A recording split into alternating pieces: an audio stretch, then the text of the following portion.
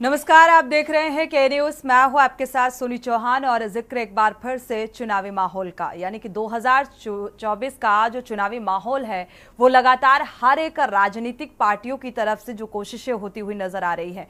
BSP supremo अगर मायावती का जिक्र किया जाए तो राजनीति की माहिर खिलाड़ी हैं और ये बात उन्होंने साबित भी कर दी है। सत्ता और अपनी खोई हुई साख को दोबारा से पाने के लिए मायावती इस लोकसभा चुनाव में हर दांव पेच आजमा रही हैं। हर क्षेत्र के समीकरण को देखते हुए चुन चुनकर उम्मीदवारों को चुनावी रण में उतार रही हैं, जिससे मुस्लिम, यादव और दलितों को साधा जा रहा है। मायावती के इस दांव ने बीजेपी और इंडिया गठबंधन की परेशानी बढ़ा दी है। जितनी हैरान समाजवादी पार्टी है उतने ही परेशान बीजेपी के नेता भी हैं। कुछ दिनों पहले तक कांग्रेस और समाजवादी पार्टी चिंता में थी और अब वही हाल बीजेपी का भी है। आखिर बीएसपी का हाथी किसे कुचलने चला है?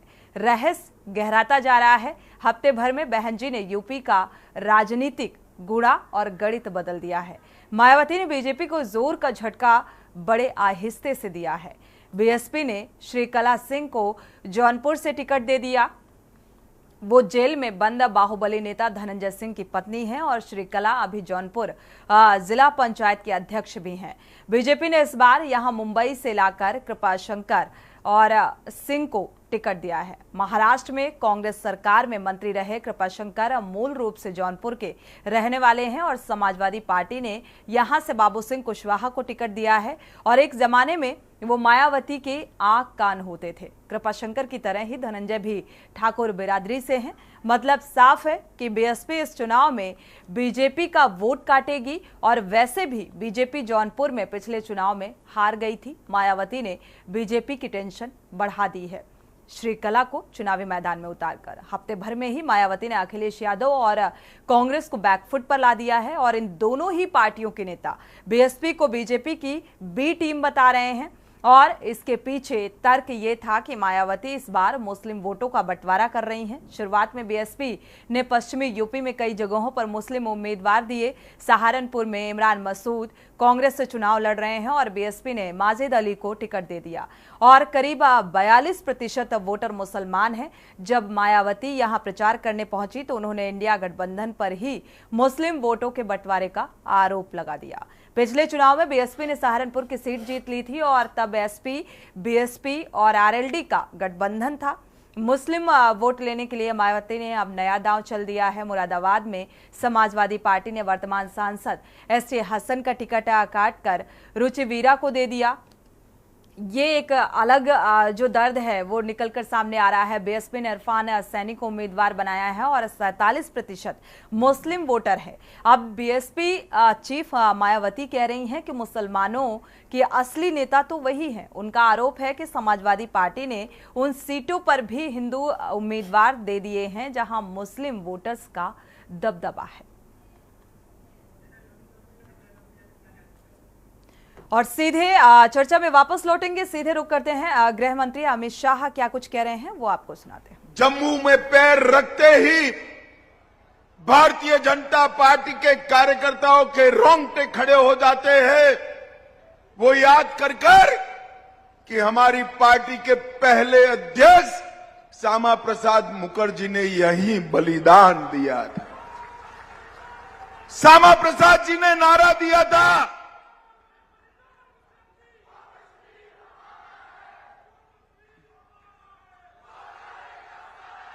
श्यामा प्रसाद जी ने नारा दिया था, एक देश में 2 विधान, 2 प्रधान और 2 निशान नहीं चलेंगे। मैं 2014 में आया था, तब यहां पर ये नारा हम मांग के रूप में बुलाते थे और आज ये नारा गर्व के साथ हम सिद्धि के रूप में बोल रहे हैं, क्योंकि धारा 370 समाप्त हो गई। पूरे देश की तरह जम्मू कश्मीर में भी आन बान शान के साथ हमारा तिरंगा गगन को छू रहा है। भाइयों बहनों, गगन को छू। और श्यामा प्रसाद जी ने जो बलिदान दिया, प्रेमनाथ डोगरा जी ने जो आंदोलन किया, वो आंदोलन को आज परवान चढ़ता हुआ हम देख रहे हैं। हमारे नेता नरेंद्र मोदी जी ने जम्मू कश्मीर से धारा 370 को समाप्त कर दिया। भाइयों और बहनों, नरेंद्र मोदी जी के प्रधानमंत्री बनने से पूरे देश को ढेर सारे फायदे हुए। हर गरीब को घर मिला, शौचालय मिला, नल से जल मिला, 5 किलो अनाज हर गरीब को फ्री ऑफ कॉस्ट मिला, 5 लाख तक का इलाज मिला, सभी जगह मिला। देश का मान बढ़ा, सम्मान बढ़ा।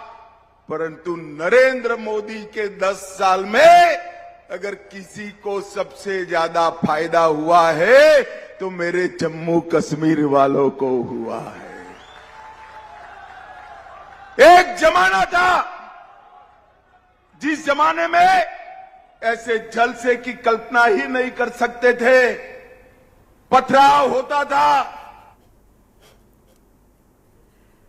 तो बात करते हैं, चर्चा करते हैं, अपने वापस से चुनावी माहौल में लौटते हैं। 2024 का जो दिलचस्प मुकाबला है, यानी कि कहा जा रहा था एक तरफ भारतीय जनता पार्टी, दूसरी तरफ इंडिया गठबंधन, और अगर यूपी की 80 लोकसभा सीटों का जिक्र किया जाए तो यहां पर त्रिकोणीय मुकाबला होता हुआ नजर आ रहा है, यानी कि बीएसपी, समाजवादी पार्टी और भारतीय जनता पार्टी के बीच। लेकिन लगातार समाजवादी पार्टी को माना जा रहा था कि ये एक देखा जाए कॉम्पिटिटर है, कॉम्पिटिटर के तौर पर देखा जा रहा था। लेकिन जिस तरीके से बीएसपी सुप्रीमो मायावती एक चाहे अल्पसंख्यक का कार्ड हो और जिस तरीके से 11 प्रत्याशियों के लिस्ट जो उसका ऐलान किया, तो उससे ये लग रहा है कि एक सूझबूझ के साथ वो पूरी तरीके से तैयार नजर आ रही है और उसी रणनीति के साथ राजनीति करती हुई नजर आ रही है। इसी को लेकर विस्तार से चर्चा करेंगे, क्योंकि जौनपुर में त्रिकोणीय मुकाबला देखने को मिल रहा है। जौनपुर सीट को लेकर चर्चा करते हैं। पहले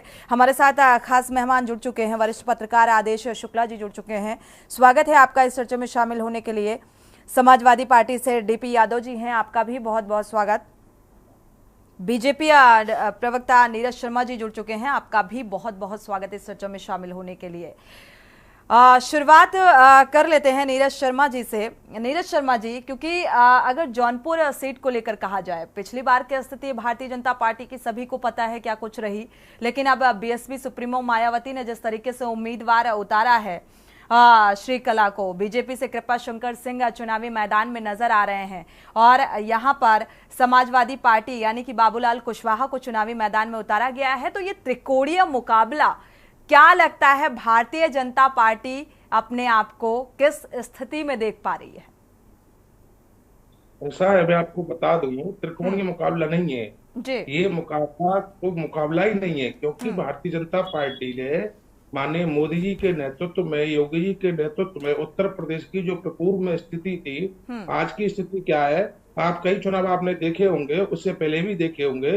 आज उत्तर प्रदेश में आपको मैं बता दूं, उत्तर प्रदेश में 80 के 80 सीट जीत रहे हैं। जौनपुर की बात नहीं है, आप उत्तर प्रदेश में किसी भी जिले को आप ले लीजिए, अच्छी बात हमारे है। जो प्रत्याशी हैं हमारे, उनका किसी से कोई मुकाबला है ही नहीं, क्योंकि जनता का आशीर्वाद भारतीय जनता पार्टी को, हमारे प्रत्याशियों को पूर्ण तरीके से मिल चुका है।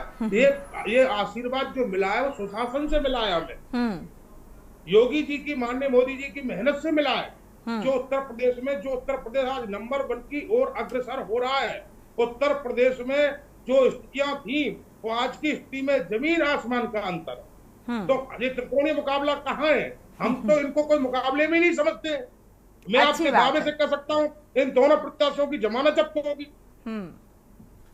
दोनों प्रत्याशियों की जमानत जब्त हो जाएगी डीपी यादव जी, ऐसा लग रहा है बीएसपी सुप्रीमो मायावती ने, क्योंकि हर एक, चाहे हम हिंदू और मुस्लिम अल्पसंख्यक का जिक्र करें या यादव वोट बैंक का जिक्र करें, और हर एक वर्ग को ध्यान में रखकर वो प्रत्याशी का ऐलान कर रही हैं, तो इससे कोई डर या ऐसा लगता है कि हाँ चुनौती है बीएसपी सुप्रीमो से?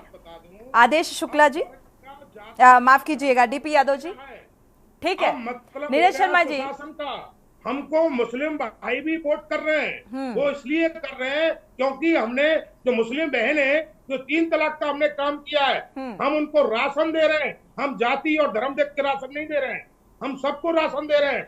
सारी योजनाएं हर वर्ग को मिल रही है, हर धर्म को मिल रही है। हम किसी का कोई ऐसा कोई मतलब नहीं है। इसलिए हमारे यहाँ मुस्लिम और यादव से कोई मतलब नहीं है। अब जातवाद नहीं चलेगा। इन पार्टियों ने जातवाद की राजनीति की है और राजनीति। ठीक है नीरज शर्मा जी, भारतीय जनता पार्टी हमेशा ये कहती है परिवारवाद की राजनीति विपक्षी पार्टियां कर रही हैं, जातिवाद की राजनीति विपक्षी पार्टियां कर रही हैं, धर्म की राजनीति विपक्षी पार्टियां कर रही हैं। क्या ये सब भारतीय जनता पार्टी में नहीं है? परिवारवाद भारतीय जनता पार्टी में नहीं है? जनता पार्टी में कहाँ है परिवारवाद? मान लीजिए आप समाजवादी पार्टी को देख लीजिए, कितने लोग संसदीय का चुनाव लड़ रहे हैं। ठीक है आपका वापस से रुख करते हैं नीरज शर्मा जी। नीरज शर्मा जी वापस से आपका रुख करते हैं, आदेश शुक्ला जी का रुख कर लेते हैं, प्रतिक्रिया ले लेते हैं और साथ ही डीपी यादव जी भी जुड़े हुए हैं। डीपी यादव जी का रुख करेंगे, इसके बाद आदेश जी का रुख करेंगे। डीपी यादव जी, क्या लगता है जिस तरीके से जौनपुर से बीएसपी सुप्रीमो ने टिकट प्रत्याशी उतारा है, यहां पर तो मुझे त्रिकोणीय मुकाबला नजर आ रहा है, लेकिन वो बात अलग है कि नीरज शर्मा जी कह रहे हैं कि हमारा मुकाबला किसी से नहीं है। जी देखिए, निश्चित रूप से 2024 के चुनाव और चुनाव की तैयारी कर रही है, लेकिन भारतीय जनता पार्टी क्योंकि सत्ता दल में है, भारतीय जनता पार्टी के पास पिछले 10 सालों से सत्ता है। भारतीय जनता पार्टी को दबा लेना है, जनता के बीच बताना है कि भारतीय जनता पार्टी। आपकी आवाज क्लियर नहीं मिल पा रही है डीपी यादव जी, दोबारा से आपका रुख करेंगे क्योंकि कुछ तकनीकी खामी नजर आ रही है। जी एक बार वापस से अपनी बात को दोहराएं। जी जी सुन पा रहे हैं, कंटिन्यू। जी तो मैं कह रहा था, भारतीय जनता पार्टी को अपना रिपोर्ट कार्ड प्रस्तुत करना है, तो भारतीय जनता पार्टी इधर उधर की बातें कर रही है। अब जमीन हकीकत धरातल की सच्चाई क्या है? हमारे भारतीय जनता पार्टी के मित्र यहाँ बैठे हुए हैं, इनके कैबिनेट मंत्री जो वरिष्ठ कैबिनेट मंत्री हैं और इस प्रकार से चिकित्सा माफियाओं के ठगी के शिकार होते हैं, वो भी राजधानी लखनऊ में, शायद इनको पता नहीं है। 4 लाख कभी आया और रोते हैं, गिड़गिड़ाते हैं, स्वास्थ्य मंत्री के पास जाकर के अपनी शिकायत करते हैं, फिर भी अभी उन चिकित्सा माफियाओं के खिलाफ कोई कार्यवाही नहीं हुई है। यही शिक्षा माफियाओं का है। उत्तर प्रदेश में नया सत्र शुरू होता है, लेकिन भारतीय जनता पार्टी का कोई भी दबाव उनके ऊपर काम नहीं कर रहा है। कोई भी आदेश जो मानने को तैयार नहीं है, अभिभावकों को ठगने का काम कर रहे हैं। अब भारतीय जनता पार्टी ने किस प्रकार से लोगों को ठगने का किया है? उत्तर प्रदेश सहित पूरे भारतवर्ष को 2 करोड़ प्रतिवर्ष नौकरियों का वादा किया था नरेंद्र मोदी जी ने। आज 20 करोड़ नौकरियां कहां दिया नरेंद्र मोदी जी की सरकार ने? ये बताएंगे? महंगाई कम करने का वादा किया था प्रधानमंत्री जी ने, आज महंगाई चरम पर आ रही है। आज ही पेपर में दिया है, पिछले 3 महीने में थोक महंगाई दर सबसे ज्यादा है। तो ये शायद पढ़ते लिखते तो है नहीं, कुछ जनता के बीच तो ये लोग रहते नहीं है। उसके बाद से प्रधानमंत्री चिल्ला चिल्ला करके कहते थे कि रुपये का अवमूल्यन हो रहा है, रुपया लगातार गिरा है, प्रधानमंत्री की उम्र को लांग गया है। अब कितना प्रधानमंत्री को उम्र को क्रॉस कर दिया, अब तो लगभग 85 रुपये प्रति डॉलर हो गया है। तो ये इस बारे में बातें नहीं करेंगे। देखिए जमीनी हकीकत ये है सोनी जी कि भारतीय जनता पार्टी भयभीत है। भारतीय जनता पार्टी 2024 का चुनाव हार रही है। समाजवादी पार्टी के सामने भी एक बड़ी चुनौती है, भारतीय जनता पार्टी और फिर अब बीएसपी सुप्रीमो मायावती जिस तरीके से कैंडिडेट उतार रही हैं चुनावी मैदान में, तो डरने की जरूरत किससे है? देखिए कितनी तैयारी समाजवादी पार्टी की? मैं इससे इनकार नहीं करता हूँ सोनी जी, लेकिन आज जनता के दुख दर्द में कितने साथ रहे जनता की आवाज आपने कितने मतलब जोरदार तरीके से जमीन पर उठाई, ये भी मायने रखता है चुनाव में। और समाजवादी पार्टी लगातार विपक्ष की भूमिका निभाते हुए जनता की आवाज को उठाने का काम किया है। ठीक है। आदेश शुक्ला जी का रुख कर लेते हैं। आदेश शुक्ला जी, जिस तरीके से बीएसपी सुप्रीमो मायावती ने कल 11 प्रत्याशियों की लिस्ट जारी की, आपने देखा, हालांकि जौनपुर में जिस तरीके से उम्मीदवार घोषित किया गया श्रीकला सिंह को, और साथ ही बीएसपी ने मैनपुरी से भी उम्मीदवार बदला, आपने देखा होगा, बलिया से भी यादव कैंडिडेट चुनावी मैदान में उतारा गया। तो ये जो समीकरण बनते हुए नजर आ रहे हैं, क्योंकि काफी चुनौतीपूर्ण नजर आ रहा है, और जिस तरीके से अभी बीजेपी प्रवक्ता कह रहे थे कि भाई भारतीय जनता पार्टी में जो है परिवारवाद नहीं है, विकास के आधार पर हम जनता के बीच में जा रहे हैं और जनता को भरोसा है, विश्वास है, क्या कुछ देख पा रहे हैं? टोनी जी, मैं आपको पहले ये बताना चाहूंगा कि जिस तरीके से इस समय इलेक्शन चल रहे हैं, ये तो एक उत्सव का माहौल है। बिल्कुल। दूसरी इसमें सबसे बड़ी चीज ये देखी जा रही है कि अगर जौनपुर सीट की एक बात करें तो जौनपुर सीट बीजेपी के खाते में नहीं थी, बिल्कुल, मुझे लगता है। दूसरी बात सीधी सी ये है कि बीएसपी ने पिछली बार 10 सीटें जीती थी, एक दो नहीं जीती थी, 10 सीटें जीती थी जब उनका गठबंधन सपा के और आरएलडी के साथ। तो बीएसपी की सीटों पे और जो इन्होंने आज प्रत्याशी दिया है वो वहां का लोकल प्रत्याशी है। बिल्कुल। अगर आप उनकी बात समझिए तो वहां पे धनंजय सिंह का एक रुतबा है। धनंजय सिंह एक पैसे वाले व्यक्ति हैं, थोड़े बहुत उनका एक समाज में भी एक अच्छा है, और वो बेल्ट भी थोड़ी सी जिस जाति को दिया गया है उस जाति को प्रभावित भी करती है। दूसरी सबसे बड़ी चीज ये है कि बीजेपी ने भी उसी जात को लेकर आधार बनाकर वोट दिया है। लेकिन कृपाशंकर सिंह की अगर बात करी जाए तो कृपाशंकर सिंह लंबे समय से बॉम्बे में रह रहे थे, लंबे समय से बॉम्बे की राजनीति करी, लंबे समय से उन्होंने जो है वहां गृह मंत्री रहे। उसके बाद तो बॉम्बे में मुंबई में उनका ठीक ठाक टच है, लेकिन वो आते जाते हैं, जौनपुर के रहने वाले हैं, सारी बातें ठीक है। लेकिन अगर आप देखेंगी तो कहीं ना कहीं उन पर पल्ला जो है थोड़ा सा चुनाव एक अच्छा चुनाव हो रहा है। जैसे अभी तक हम लोग बात कर रहे हैं ना, हम लोग आपस में चर्चा कर रहे हैं कि उत्तर प्रदेश में तो कहीं चुनाव दिख ही नहीं रहा है, उत्तर प्रदेश में कहीं चुनाव दिख ही नहीं रहा। इस तरीके की चीज पे अगर आप आएंगे तो जौनपुर की एक सीट ऐसी है जहां पे आपको पूरा चुनाव दिखता हुआ नजर आएगा। आप जैसा शुरुआत में कह रही थी त्रिकोणीय लड़ाई है, वाकई में त्रिकोणीय लड़ाई हो जाएगी। समाजवादी पार्टी ने भी इस बार जो जौनपुर में अपना पत्ता खोला है और बाबू सिंह कुशवाहा को टिकट दे दिया है, तो ऐसा नहीं है कि बाबू सिंह कुशवाहा एक लंबे समय से राजनीति में रहे हैं, मायावती के साथ रहे हैं, उनका आना जाना लगा रहा, उनके ऊपर सीबीआई वगैरह भी हुई, लेकिन उन्होंने भी अपना एक जन विचार मंच बनाया, मंच के तहत भी वो आज आदेश जी, जहां तक देखा जाए लोकल कैंडिडेट को लोग जो जनता है या सामाजिक कहीं ना कहीं लोकल कैंडिडेट, देखिए बीजेपी ने इस बार फाइटर कैंडिडेट दिया है और बीएसपी ने इस बार जो है लोकल कैंडिडेट दिया है। तो आपको ये नहीं भूलना चाहिए कि बीएसपी जो है पिछली बार 10 सीटें जीती थी लोकसभा में। बीएसपी को आप हल्के में नहीं ले सकते हैं। बीएसपी और एसपी का गठबंधन था, समाजवादी पार्टी को 4-5 सीटों पर एक समझौता करना पड़ गया। समाजवादी पार्टी के लिए भी काफी चुनौतीपूर्ण है, भारतीय जनता पार्टी के लिए भी चुनौतीपूर्ण है, क्योंकि पिछली बार की स्थिति को ध्यान में रखते हुए इसे ऐसे ही नहीं लिया जा सकता। एक बात समझिएगा, सिंपैथी वोट बैंक जो होगा वो भी कहीं ना कहीं श्रीकला उसको बिल्कुल समय इजाजत नहीं देता आदेश जी की चर्चा को आगे बढ़ाएं, उत्तराखंड का रुख करना होगा। शुक्रिया आप सभी मेहमानों का इस चर्चा में शामिल होने के लिए। सीधे उत्तराखंड का रुख करते हैं, जहां पर पुष्कर सिंह धामी पहुंचे हुए हैं, उत्तराखंड के सीएम जनसभा को संबोधित कर रहे हैं। क्या कुछ कह रहे हैं, सुनिए। भगवान का भव्य और दिव्य मंदिर बने, ये पहला अवसर होगा। कल रामनवमी आ रही है, भगवान अपना जन्मदिन अब टेंट में नहीं मनाएंगे, अब भगवान राम अपना जन्मदिन अपने महल में मनाएंगे। ये अवसर भी हमको, इस अवसर का साक्षी बनने का ये सौभाग्य भी हमको मोदी जी के कारण मिला है। भाइयों बहनों, उत्तराखंड के अंदर बहुत सारे काम आपकी सरकार ने किए हैं, आप सब जानते हैं। चाहे समान नागरिक संहिता की बात, आज हम जहां समान नागरिक संहिता लागू कर रहे हैं प्रदेश के अंदर, हमारी पार्टी के संकल्प पत्र में भी उसका संकल्प लिया गया है कि देश के अंदर समान नागरिक संहिता लागू होगी। एक तरफ हम कह रहे हैं सबके लिए समान कानून होना चाहिए, हमारी महिलाओं के उत्थान होना चाहिए, उनकी सुरक्षा होनी चाहिए, उनकी समृद्धि होनी चाहिए। दूसरी तरफ कांग्रेस पार्टी कहती है देश के अंदर मुस्लिम पर्सनल लॉ लागू होना चाहिए। भाई कहाँ ये तुष्टीकरण जो देश की आजादी के बाद से वोट बैंक की राजनीति जो हमेशा करते रहे, उससे पीछा इनका नहीं छूट रहा। भाइयों बहनों, कभी कभी मुझे हैरानी होती है कि ये वही कांग्रेस है क्या जिसने देश के अंदर 60 सालों तक शासन किया है, 60 साल तक देश की सत्ता पर काबिज रही है। आखिर क्या हो गया है? आज समान नागरिक संहिता की ओर देश आगे बढ़ चुका है, समान अधिकारों के लिए देश आगे बढ़ चुका है, सबको इस देश में आगे आने का अवसर प्राप्त हो चुका है। भाइयों बहनों, और कांग्रेस वही, अभी अनिल जी कह रहे थे कि विधानसभा का चुनाव आता है तो कहते हैं उत्तराखंड के अंदर हम मुस्लिम यूनिवर्सिटी बनाएंगे। सरकार में आते हैं तो कहते हैं शुक्रवार के दिन नमाज होगी और नमाज की छुट्टी होनी चाहिए।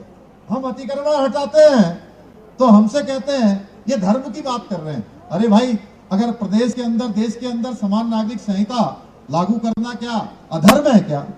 बताइए आप। धर्म का काम है, इसको हम आगे बढ़ा रहे हैं। प्रदेश के अंदर अतिक्रमण हटाना कोई अधर्म है क्या? हम धर्म का काम कर रहे हैं भाइयों बहनों।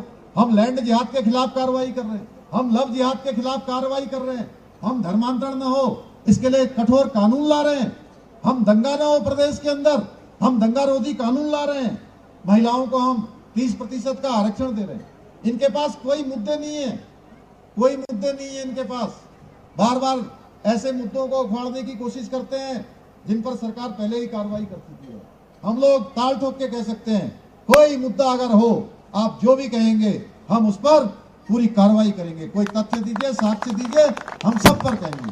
लेकिन केवल वोटों के लिए राजनीति करना ये बिल्कुल ठीक नहीं है भाइयों बहनों। हमने हमारी मातृशक्ति को 30% का क्षैतिज आरक्षण यहाँ की सभी सरकारी नौकरियों में दिया है भाइयों बहनों। ये सारे कानून आज हम प्रदेश के हित में ला रहे हैं। एक नवजात शिशु से लेकर बुजुर्ग तक की चिंता, हर वर्ग के कल्याण की हमने योजनाएं शुरू की हैं। लखपति दीदी योजना, महालक्ष्मी योजना, उत्तराखंड आयुष्मान योजना, वृद्धा किसान पेंशन योजना, गरीब परिवारों को 1 साल में 3 गैस के सिलेंडर मुफ्त में दे रहे हैं। होम स्टे योजना ला रहे हैं। आज उद्यान के क्षेत्र में जगह जगह पूरे राज्य के अंदर 20,000 पॉली हाउस बनाने का हमने अभियान शुरू किया हुआ है। कीवी मिशन, सेब एप्पल मिशन, कीवी मिशन, दालचीनी मिशन, तिमरू मिशन, हम इसको आगे बढ़ा रहे हैं। भाइयों बहनों, ऐसे अनेक कार्य हुए हैं यहाँ। इसके साथ साथ इस क्षेत्र के लिए भी बहुत सारे कामों को आगे बढ़ाया है। आपके क्षेत्र में लगभग 900 करोड़ रुपए की लागत से 100 से अधिक सड़कों का निर्माण कार्य अभी गतिमान है।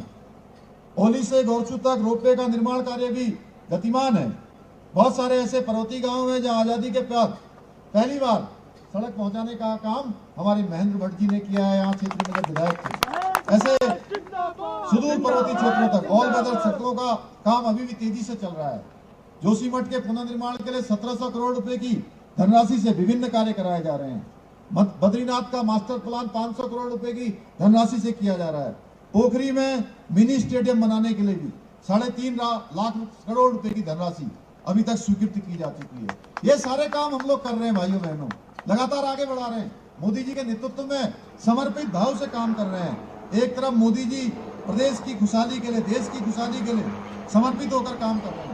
दूसरी तरफ ये पार्टियां जो केवल आज आपके पास वोटों के लिए आ रहे हैं, उनके पास सिर्फ भ्रष्टाचार है और परिवारवाद को बढ़ावा देने का काम अगर कोई पार्टी कर रही है तो कांग्रेस पार्टी कर रही है भाइयों बहनों। अब चुनाव आ गया है तो कई भ्रष्टाचारी पार्टियां देश के अंदर मिलकर आप गठबंधन बना रही हैं। ये इंडी गठबंधन कोई राजनीतिक गठबंधन नहीं है। ये जातिवाद, वंशवाद, भ्रष्टाचार और सनातन विरोधियों का एक गिरोह बन गया है। ये गठबंधन नहीं है, ये एक गिरोह हो गया है जो केवल और केवल अपने परिवारों को बचाने के लिए, अपने अस्तित्व को बचाने के लिए मोदी जी के खिलाफ एक गिरोह बनाकर काम कर रहे हैं। हर कोई यही कहता है कि राहुल गांधी जिस पार्टी के हमारे यहाँ भी उम्मीदवार खड़े हैं, राहुल गांधी के बारे में कहते हैं कि राहुल गांधी कॉमेडी तो अच्छी कर लेते हैं पर जन सेवा के गुण उनके अंदर नहीं है। लेकिन फिर भी कांग्रेस पार्टी को परिवारवाद का ऐसा नशा चढ़ा है कि वो अपने नादान राजकुमार से आगे बढ़ ही नहीं रही है भाइयों बहनों। उत्तराखंड में भी इनका तो सीएम धामी को सुन पा रहे थे। उत्तराखंड के सीएम चुनावी जनसभा को संबोधित करने के दौरान विपक्ष पर निशाना साधते हुए नजर आए। इसी के साथ चुनावी माहौल में इतना ही। आगे खबरों के लिए आप देखते रहिए के न्यूज़ इंडिया।